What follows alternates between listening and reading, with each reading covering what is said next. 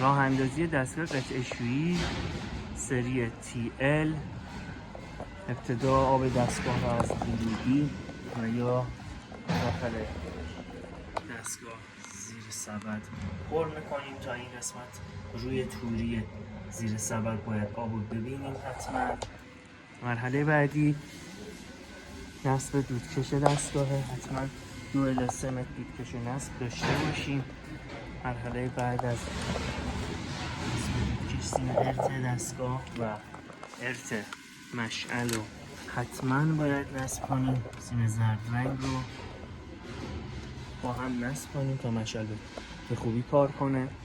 بعد از اینکه ارت دستگاه رو نصب کردیم، کابل اصلی دستگاه رو برای دستگاه های 3 فاز سیم آبی رو به 0 و 3 تا فاز رو داریم.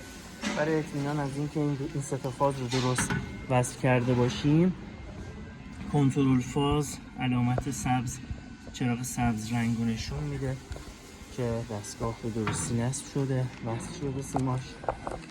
کلید اصلی دستگاه رو روشن میکنیم، کلید مشعل رو روشن میکنیم، مشعل شروع به کار میکنه. آب دستگاه بعد از اینکه گرم شد، مواد شوینده رو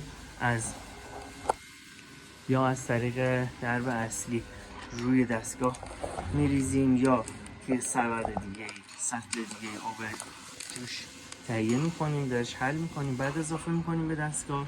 تو مرحله بعد دستگاه رو میبندیم که آب گرم بشه. بعد اینکه آب گرم شد، قطعات داخل دستگاه میچینیم و شستشو رو شروع میکنیم.